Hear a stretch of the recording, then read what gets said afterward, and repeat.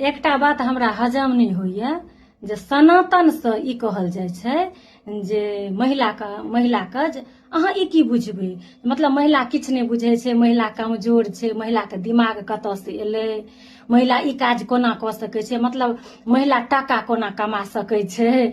तऽ ओही सब दुआरे ने जे धीरे धीरे महिला हर एक क्षेत्र में गेलै, तऽ ई कतौ से मतलब 0% ई सही नहीं छै जे महिला कमजोर करे के। महिला दर्द किया नहीं गेलै, पुरुष जे ऑफिस से खटि कऽ अबै छै से महिला दर्द किया नहीं गेलै, कहू जे महिला 9 महीना पेट में बच्चा के राखि कऽ जन्म दै छै अपन पुनर्जन्म लऽ कऽ, लेकिन ओ दर्द किया नहीं गेलै।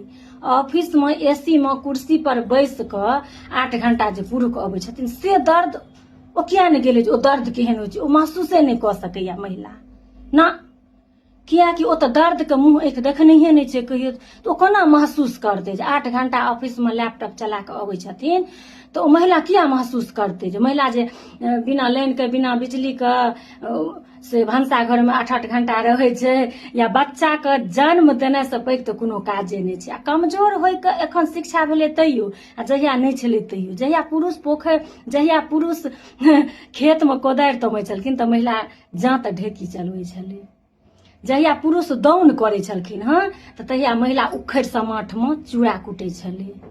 आब से महिला ऑफिस में खटै छथिन तऽ आब तऽ पुरुष ऑफिस में खटै छथिन कुर्सी पर, तऽ महिला घर और बाहर दुनू सम्हारै छै। तऽ मतलब ई सब की भेलै, एकटा जे ई भेलै, हम बेर बेर कहै छियै एकटा वीडियो में और हम कहलहुँ जे अंग्रेज जे एलै तऽ सबसे पहिले शिक्षा पर वार केलकै जे सबके शिक्षा से वंचित कर, जे ई सब कमजोर रहतौ तऽ सबटा एकर सबके संस्कार संस्कृति लऽ कऽ रिसर्च कऽ कऽ सब नशा बना लेलकै। तहन जहन देश स्वतंत्र भेलै तऽ पुरुष के पढ़ाई पर लोग ध्यान देलकै जे टाका पुरुषे टा कमा सकैया, महिला नहीं कमा सकैया, तऽ तैं महिला के दबेने रहलै।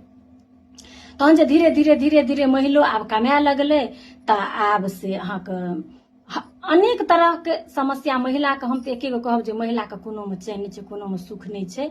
एकर हम एकटा अलग से हम वीडियो बनाएब विस्तार से, एकेटा बात बुझियो। लेकिन ई बात हमरा बहुत हंसी आबि जाइए सुनि कऽ जे महिला कमजोर छै। महिला कहिया से कमजोर छलै?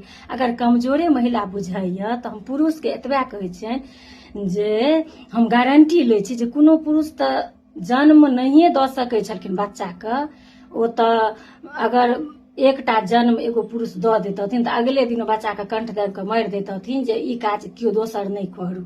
अगर जन्मो दऽ देथिन तऽ अहाँके परवरिश नहीं कए लेतै, अगर नहीं जन्म देने तऽ चलू छैहे नहीं, सिस्टमे में नहीं छै जन्म देने, तऽ जेनाकि किनको बच्चा के माये मरि जाइ छै जन्मैते तऽ कोनो बाप बते पोसल भेलै ने, किया ने पोसल होइ छै हैं, किया ओकरा नानी पोसै छै, किया दादी पोसै छै, किया ओकरा से अपन रिश्तेदार पोसै छै, तऽ किया ने बाप पोसि लै छथिन।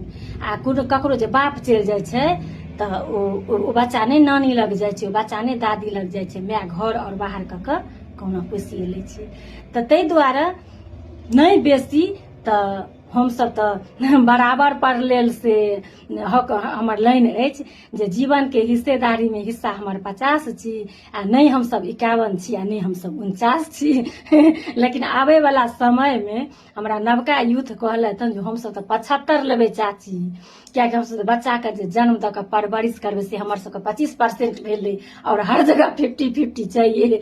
तऽ हमरा सब लए अहाँ लाइन की लिखबै? तऽ हुनका हम कहलियै जे अहाँ सब लए लिख देबै, चलू ने एखन हमरा सबके पहिले 50 पर लड़ाई छै से लेबऽ दिअ, अहाँ सब लए हम लिख देबै जे जीवन के हिस्सेदारी में हिस्सा हमर 75 छी, आ नहीं हमसब 74 छी, आ नहीं हमसब 76 छी। तऽ बच्चा के भा के हंसी लगलै, वाह वाह वाह बहुत सुंदर।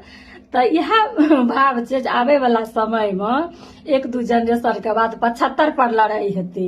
आ एखन लोग छथि कि जे नहीं 50 किया, तऽ हमसब तऽ चलू भाई कि जे नहीं किनको बिना नहीं, एकदम हमसब ई बुझै छी कि एकटा तराजू के दुनू पलड़ा छी। हाँ ई मानल जे पुरुष बिना हमहूँ अधूरा छी तऽ हमरो बिना पुरुष अधूरा छथि, ई मानऽ पड़तनि।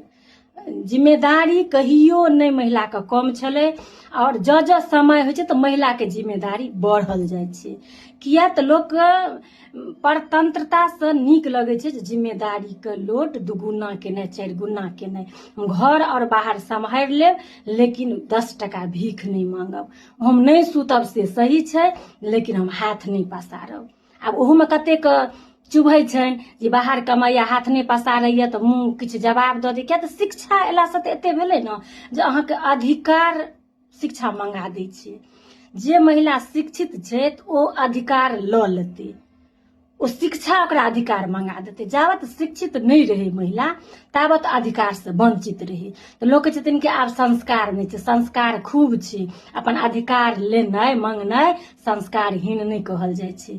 जखन जतऽ जकरा दबावल गेलैया तते अपन अधिकार चाहे कानून के सहारा बनबै छै या कोनो चीज के बनबै छै, नहीं तऽ अबिते कनिया पराते नहीं कहै छै जे हम केस कऽ देब। जखन ओकरा पर ओहि तरह प्रताड़ित कयल जाइ छै, ओ पढ़ल रहै छै तऽ कहै छै जे धारा बनल छै और उचित छै और सही छै। कियाकि ई स्वतंत्र भारत में ककरो प्रताड़ित करे के से नहीं छै। और किछु पति जे छथि तऽ हाँ किछु महिला के ओ गुलाम भऽ जाइ छथि तऽ हुनका अपन परवरिश में खोट छनि जे गुलाम होइ किया छथि, होइ के ककरो कियो गुलाम नहीं रहते। एतऽ बात छै बराबर के। आबे वाला समय में बात हेतै 50 और 75 के। चलू फेर हम एकटा अलग से हम और बनाएब एकटा वीडियो जे कोना कोना से महिला के से हाउस वाइफ से लऽ कऽ और जॉब करे के नौबत केना एले की एले एकर हम एकटा अलग से बनाएब। एखन हम एहि सबसे एहि वीडियो से विदा लै छी। मिलै छी बहुत जल्दी अगला वीडियो में। ताबत तक लेल जय सिया राम, जय मिथिला धाम।